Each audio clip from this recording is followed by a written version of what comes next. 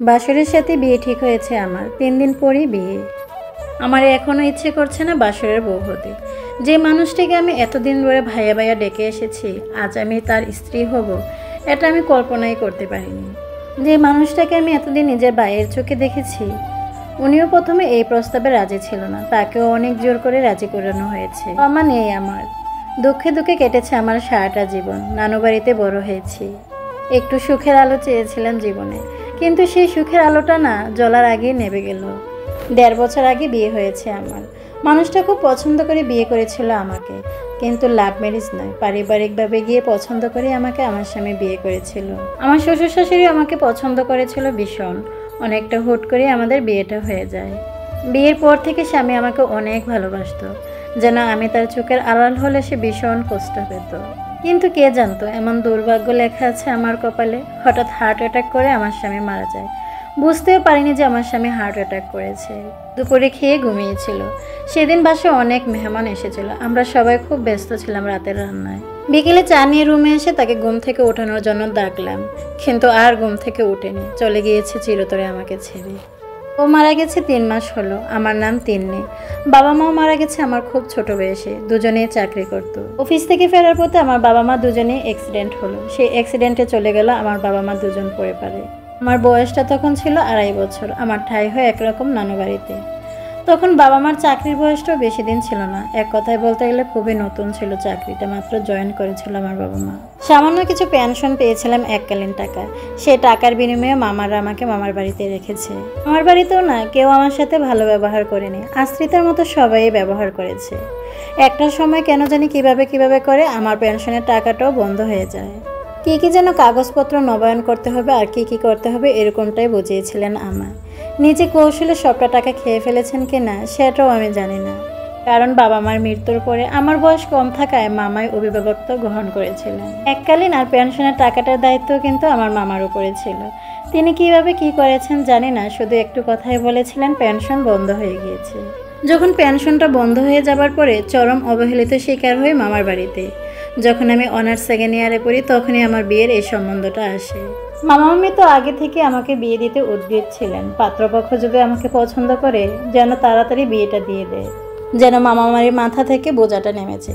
শেষ পর্যন্ত স্বামীটাও রেখে চলে গেল আমাকে। আমি এখন অনার্স 4th ইয়ারে পড়ি। ভেবেছিলাম যে মারা গিয়েছে সে, আমি অনার্সটা কমপ্লিট করে চাকরিতে জয়েন করব। কিন্তু আমার শ্বশুর শাশুড়ি তারাও আমাকে ছাড়তে চাচ্ছিলেন না, ভীষণ পছন্দ করেন তারা আমায়। মামার বাড়িতেও থাকার কোনো উপায় নেই, স্বামী মারা যাওয়ার পরও আমার শ্বশুর বাড়িতে আমাকে থাকতে হচ্ছে। শ্বশুর শাশুড়ি ননদরা এখন তো আমার বিয়ে ঠিক করেছেন নিঃসন্তান ভাসুরের সাথে। আমি ভাবছি রীতা ভাবির কথা, আমার সাথে তার কতটা ভালো সম্পর্ক ছিল। তার স্বামীর সাথে যদি আমার বিয়ে হয় আমি কিভাবে ভাবিকে মুখ দেখাবো? যদিও ভাবির শারীরিক সমস্যা ছিল, তার সন্তান হতো না। আরও অনেক অন্যায় করে বছর খানেক ধরে দূরে আছেন বাসুরের কাছ থেকে। এখন তো এই নিঃসন্তান বাসুরের সাথে আমার বিয়ে ঠিক হয়েছে। রীতা ভাবি ভাবতে পারে যে আমার স্বামীর মৃত্যুর পর এই 3 মাসে আমার বাসুরের সাথে আমার সম্পর্ক হয়েছে। বাসুরও আমাকে বিয়ে করতে রাজি হয়েছে, যদিও প্রথমে রাজি ছিল না, এখন তো রাজি হয়েছে। আর আমিও রাজি ছিলাম না, আমাকে এক প্রকার জোর করে রাজি করানো হয়েছে, কারণ আমার তো কোথাও যাওয়ার রাস্তা নেই। শ্বশুর শাশুড়ির ননদরা আমাকে বুঝিয়ে রাজি করিয়েছে। তবুও আমার মনটা না ইচ্ছে করছে না যে তাকে আমি বিয়ে করি। মনে হচ্ছে যে কোথাও আমি পালিয়ে যাই, কিন্তু কোথায় যাব আমি, কি করব কিছুই বুঝতে পারতেছি না।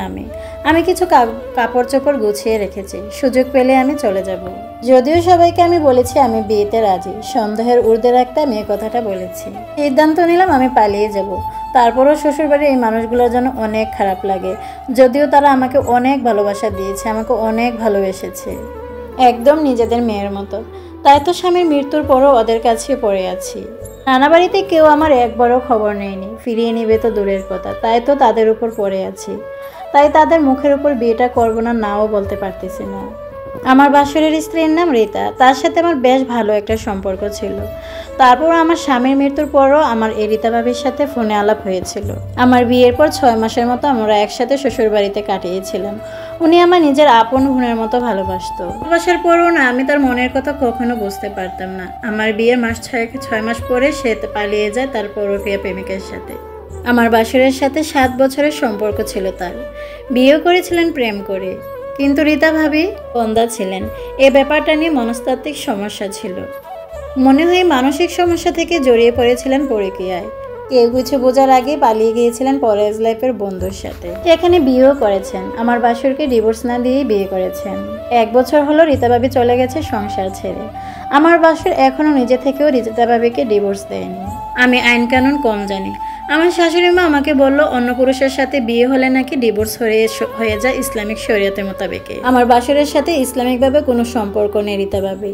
আর তোমার ভয়ও নেই, রীতা ফিরে হলো আমরা কখনো তাকে মেনে নেব না, আমার ছেলেও কখনো তাকে মেনে নেবে না, আমার শাশুড়ি আমাকে বুঝিয়েছেন। আমার আপত্তিটা এখানেই, রীতা ভাবিকে ডিভোর্স লেটার পাঠিয়ে দে। কি সমস্যা ডিভোর্স দিলে?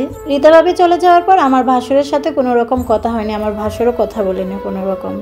তারপরও কেন জানি মনে হয় রীতা ভাবি চলে আসতে পারে, কিন্তু রীতা ভাবি তো অন্য জায়গায় বিয়ে করে ফেলেছেন। তারপরও কেন যেন আমার মনে হয় ডিভোর্স না হলে আমি অন্যের স্বামীকে কেড়ে নিচ্ছি। যদিও ভাসুরের সাথে এই ব্যাপার নিয়ে আমার আলাপ হয়নি, আলাপ হয়েছে শাশুড়ির সাথে। আমার শাশুড়ি আমাকে বারবার বোঝাচ্ছেন বিয়ে হয়ে গেছে ধর্মীয় রীতি অনুসারে। আমি মনে করি রীতা ভাবির এখনের বিয়েটাও হয় নাই, সে এখনো আমার স্বামীর বউ, আমার ভাসুরের বউ রয়েছে। কারণ এক স্বামীকে ডিভোর্স না দিয়ে অন্য বিয়ে করলে সে বিয়েটাই হয় না। এসব ভেবে আমি পাচ্ছি না কি করবো, একটু পরামর্শ